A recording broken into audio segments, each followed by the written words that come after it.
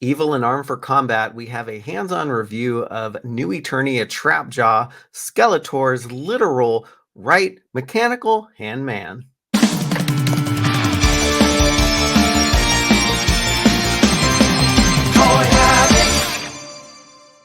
And before we dive into the review, smash that like button, turn on notifications, and subscribe to the channel so you won't miss a beat.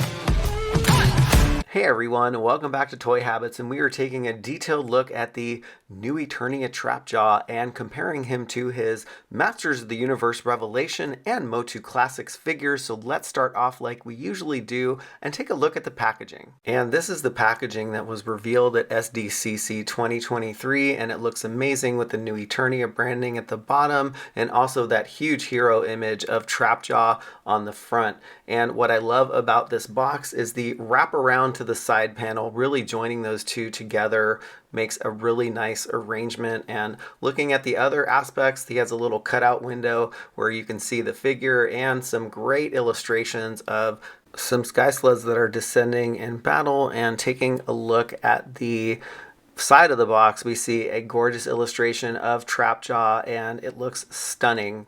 And not only has the box design changed, but the Masterverse logo has changed as well. Love the hints to the classic Masters of the Universe with the rock bursts. And getting a look at the back of the box, we can see the first time a figure is being used on the back plus these illustrations. So it's really amazing to see. And we also see the cross sell at the bottom. And you can also read the little blurb and learn about some of the history. But overall, it is a fantastic display and great for mitten box collectors. And since this is a new packaging, I usually leave this part out, but I'm actually going to take the figure out and just do a little unboxing because the way that the accessories are stowed and the way the figure is packed in are dramatically different. So we have the standard figure with one accessory in the plastic clamshell, which is nice because we actually get to see the figure inside that little window. But then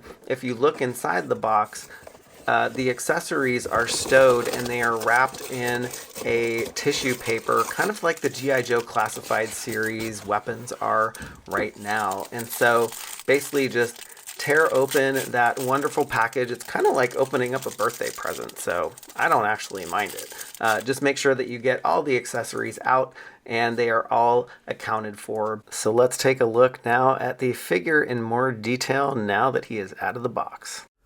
And now that Trapjaw is out of his box, we can take a look at the finer details of the figure. And man, this figure is absolutely stunning from head to toe. So let's start off looking at the head sculpt, and you can see that this version of Trapjaw has a really cool helmet. It's more streamlined than other helmets that we've seen before. With some of the line detail on here, he still retains that ring that you can use as a zip line if you so choose to. And one thing that I will mention about the paint app on his face, and let me zoom in closer, I love the way that they've used the darker colors around his eyes to give him more of a sunken look, and the frown lines that appear on his forehead and also between his eyes really complete that look. I think the angles that they used on the cheekbones are dead on, and the overall face sculpt for Trapjaw looks freaking amazing. He really looks worn and battle-torn the way that they've used more of the darker paint app around his eyes, and his face sculpt looks fantastic. And the jaw articulation is actually really nice on this figure, and it reveals a pretty disgusting look into Trapjaw's mouth, I'm not gonna lie. And one of the more interesting parts of this figure, which we will also look in more detail when we get the accessories, is that you can actually remove his lower jaw. So this is what he looks like with his lower jaw attachment off, and he looks ridiculous, but some people might choose to display him this way, or, recreate that battle scene where Skeletor gave Cronus a huge comeuppance and made him into Trapjaw, the version that we see today. But taking a closer look at the jaw piece, it's a simple design. The colors don't really match the helmet, but I think that's fine. I think we've seen this with all other versions of Trapjaw, and the colors match close enough. He also comes with amazing chest armor, and I love the way that this strap comes across his chest and it hooks into the other side of his body here, and you can see the circuitry detail. And if you move around to the back, one of the cooler things is it has a slot to stow his sword that also came with this figure. Also, the armor is very detailed from the back here too. So I love also the colors blending in with each other. We have a bluish gray hooking into the back of his black armor, and we can see that wrapping around the front of his chest here, which I think is a nice addition. And getting a look at this oversized arm is absolutely amazing. I love that they made this look more like a cog in a machine, and you can just imagine this thing. You can hear it rotating and clicking and clanking as Trapjaw is getting ready to unleash his laser blast or hook or clamp that he can attach to this arm. But super detailed, and the paint looks more like a metallic black if the light is catching this in a certain way. And it's very subtle, but it makes this figure feel really premium. You can also see some of the detail that they've added down here, just recreating more of a mechanical-like structure. And this is a large arm, and it's actually cool because you can see pistons that they've also built in to the design here. So they've really thought through this version of Trapjaw, and I'm loving every aspect of this. He has some new armor, and maybe that's for a sneak attack that somebody could do, but I'm really loving the darker gray blue and how that blends in with the skin tone here. He also has that mechanical piece on his shoulder, which is represented here. All right, and moving on to his belt. He has a very intricate belt, and it looks cracked and crackled, and the paint app is amazing here because they use 2 tones of green, more of a metallic green on the upper and lower portions of the belt, and some parts of the skull and crossbones are also metallic. And loving the dark green that they chose for this particular belt. And you can see the slots where his accessories will fit in, which we will show you later. All right, and turning our attention to the last piece, and sorry for the gratuitous crotch shot, but this is the only way that we can look at Trapjaw's legs, and loving the color that they chose for this particular thigh armor. And really digging the Man-E-Face's shin armor here and boots. I think this is a fantastic way to streamline Trapjaw. So let's take a look at his weapons and accessories and how they fit on him, because there is a pleasant surprise in store for this Trapjaw figure. All right, and Trapjaw comes with an amazing array of accessories. He comes with his usual suspects of his laser, his clamp, and the hook, but Mattel really added a very nice addition to his pack out here, and this is the sword that he comes with. Now, I don't really know the origin of this sword. I just only know that it looks really neat, and if somebody can make a comment as to where they think this might be coming from, we would really appreciate it. But the sword handle has a very nice wrap to it. It's more like a bone white, and the design looks a lot like the ram's head from Skeletor, and it actually makes a really unique crossguard as the horns come around and kind of frame the blade.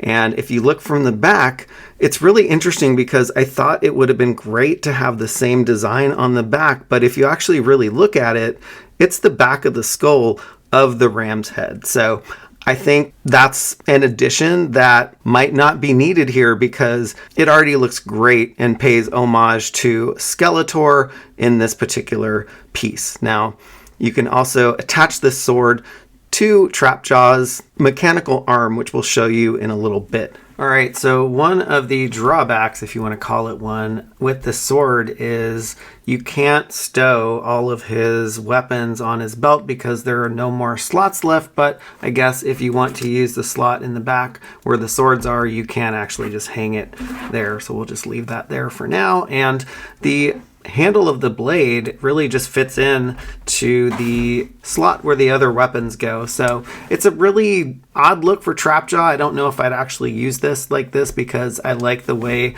that the sword looks as it's stowed on his back. So let's just take the laser out and put this back in. And I do like to have the ram's head or whatever that is facing outward because it just looks great. He also comes with the laser attachment, and I'm really digging the paint apps that they chose to put on here, and these make all the difference between a premium figure and a standard figure, so I'm glad that Mattel is really stepping up the design and paint app for these accessories. He also comes with a very unique clamp, which is hilarious. It's basically Trapjaw's jaw in clamp form, and remember when I referenced the ability to take Trapjaw's jaw off? This accessory actually fits on his jaw, which we'll show you in a little bit. But very detailed, loving the riveting design and also just the teeth that they chose to put for this particular sculpt. It's very cool looking. All right, and finally, the hook is interesting because it is so oversized. It's huge, but I love the mechanical nature of this hook. We're kind of bordering on like steampunk versions of Trapjaw's accessories here, but this has a nice gray paint app, which helps it differentiate from the blacks that are used on this figure. All right, well, let's take a look at Trapjaw as he is all geared up. All right, and one of the aspects that I really love about Trapjaw is that you can stow his accessories on his figure, which is great because it really lends itself to just displaying this figure in multiple ways. You can see how the sword hangs on the back here, and I love that you can see it coming over his left shoulder. And here is the clamp attachment, and this is a really interesting attachment because, like I alluded to earlier, if you remove his pink jaw from him, you can actually put this lower attachment on his jaw to give him a very unique look and a very menacing look here. Let's zoom in and check out the details and take a look at this. I mean, this looks like a jaw that could snap He-Man's power sword. This is really well done, and I love that you could put this piece on his jaw, and it just gives him a lot of versatility and a lot of ways to display the figure. And speaking of ways to display this figure, ye gads, he looks really disgusting without his lower jaw attachment. So let's put that back on. And this is really easy to maneuver and put on. And looking at his laser attachment, I love the way that these accessories are scaled because we're finally getting some designs that are a lot more streamlined and they're made to look like they go on these figures. Now, some Trapjaws in the past, I think, suffered from really stumpy or stubby accessories or the way that the arm was built, and it just didn't match the scale of the figure, but I think this Masterverse version does this perfectly. And here is his ginormous hook attached to his mechanical arm, and it looks great. I love the contrast of the silver and the black kind of gunmetal paint app on his mechanical arm. And if you've noticed, I've also been stowing his weapons between these accessory changes on his belt, and they look great and they really hang well, which I can't say about the MOTU Classics version, so we will take a look at that in a minute. But for now, this Trapjaw is really an amazing piece of work. All right, it's comparison time, and we have the Masters of the Universe Revelation series release that looked more like the animation version. This is also called the Motherboard Cult version as well, but I don't have that garb on display because all of these other Trapjaws did not come with that. We also have the MOTU Classics version here on the right, and I actually love the laser attachments, and so I'm just going to keep those on because those are my favorite way to display this figure. So let's start with the comparison of the Revelation figure versus the new Eternia version. All right, and comparing Trapjaw to his Revelation version, you can see some very stark differences and some similarities. So let's take a look at the details and zoom in. And first off, you can see that the paint differences are very dramatic. The Revelation version has a very dark blue color, which looks really nice, and the new Eternia version of Trapjaw has more of a teal blue color bordering on maybe a darker sky blue. The differences in the face sculpts are very apparent here. We have the Revelation version and his goofy sticking his tongue out look, which goes along with the series. So I can't really complain about it because they made him cartoon or Netflix animated accurate, but you can just see the difference that the head sculpt makes on the new Eternia version. Also, the oversized mechanical arm is very different here. So the Revelation version of Trapjaw comes with a very puny looking mechanical arm, and this is what I was referencing to when I was talking about kind of the stumpy accessories. I do feel like these accessories are way too small for this figure, but they do scale nicely with the overall arm design, so I can't really complain there. And you can see the difference in just belt detail here. This is a very plain looking belt that came on the Revelation version, and this belt here is just light years ahead of its design, and it looks amazing. We see some similarities on the thigh sculpts here, where you can see just the different paint apps and different design. And you can also get a look at the leg detail here. So this is a reuse of Robato's Revelation design and the knee armor and shin armor, but this is also Man-E-Face's knee and shin armor. So you can just see how great this looks on the new Eternia version because it just really streamlines the whole design. And if we turn these figures around to the back, you can see some very dramatic differences here. Like the new Eternia version just looks like he is fully loaded out and ready for battle. So I'm really digging the way that they designed this new Eternia figure, as this is a upgrade to the first version that we got. All right, let's move on now to the MOTU Classics comparison. All right, let's take a look at the MOTU Classics version compared to the new Eternia version. So let's start from the head sculpts and expressions on their face. Now, before I've seen this new Eternia version, I did think that this Trapjaw expression on the Classics version was really spot on, and it actually brings life to both head sculpts and figures in really different ways. Like the new Eternia versions don't have to mimic the Classics versions in all cases, but you can see how streamlined the designs have gotten over the years. Now, this version in the Classics has more of a rounded face, where the new Eternia version is more narrow. And also in the armor design too. If you take a look, the armor is also streamlined, and it looks like this particular armor is a little bit oversized, and it does have a function because you can take it off and turn him into Cronus, but that's a story for another time. We can also take a look at the side-by-side comparisons of the laser attachments, and it's just really interesting to see like the similarities and some of the differences in these designs. For example, the MOTU Classics version has some nice paint detail on it, which they actually did add to the new Eternia series. Now, the flywheels on the shoulder, or these like oversized cogs, are where a lot of the differences lie in this figure. And you can see the oversized flywheel on the new Eternia version. And again, they really scaled this down for the MOTU Classics version. So I'm really glad to see this larger than life mechanical arm on the new Eternia version. And focusing on some of the finer details, you can see where these designs differ with respect to how they hold their attachments. And in the Classics version, these rings were situated in a way that made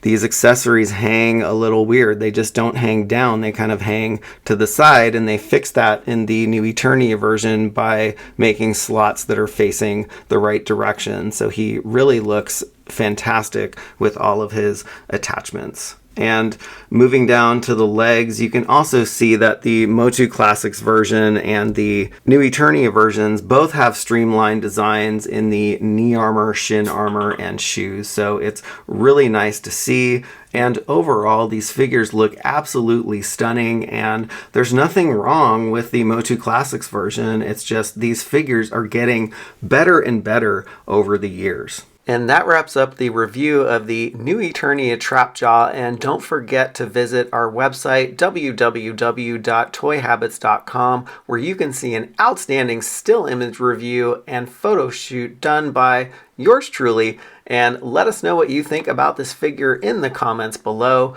How are you feeling about it? And thanks for tuning into this Toy Habits review, and don't forget to smash that like button on your way out, and if you have not subscribed to the channel yet, we would really appreciate it. See you next time.